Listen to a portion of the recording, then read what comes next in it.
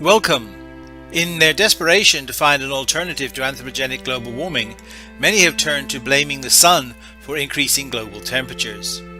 This is the second in my series of 3-minute climate mythbusters, and the myth I'm going to bust today is that the sun is causing global warming. As global temperatures have continued to rise, there's been a scramble to try to find an alternative explanation to the emission of greenhouse gases and aerosols. And what better target to blame than the sun?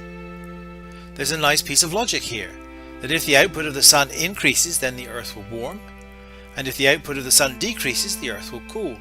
So all you would have to do to confirm that the sun was responsible for global warming would be to show that 1.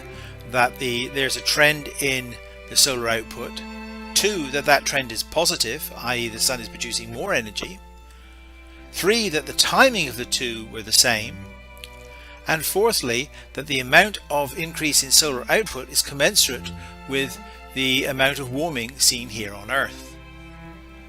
What I've plotted here is the global temperature anomaly from 1890 to the current time.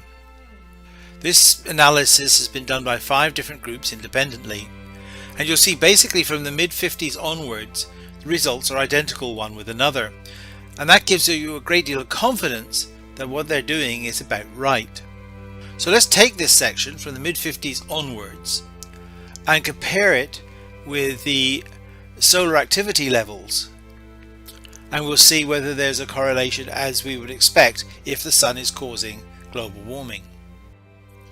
So marked here in red is the same curve as we had before. This time it's averaged over an 11-year period, which is the equivalent to the solar cycle length. In the bottom in blue we have the solar output as modelled by the number of sunspots that the sun has produced. So since 1957 it's clear that global temperatures have increased, and it's equally clear that since that time total solar radiance or sunspot numbers have decreased. So you have solar activity going in the opposite direction that it needs to in order to explain global warming. We can calculate how much the total solar radiance should have changed in order to explain this amount of global warming, and I've put that in with this dashed arrow here, so you can see that the trend is completely wrong. So one can safely conclude that we can't explain global warming with solar activity. The solar hypothesis therefore fails. So we're forced to conclude that solar activity cannot explain global warming. This is for several different reasons. Well, first, they're not on the same time scale. The changes in solar activity start in 1957, whereas global warming doesn't start changing significantly until 1975. They have the wrong signs. Solar activity is decreasing while global warming is increasing.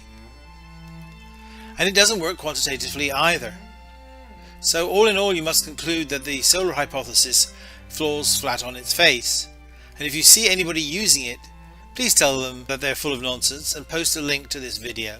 Until next time, goodbye.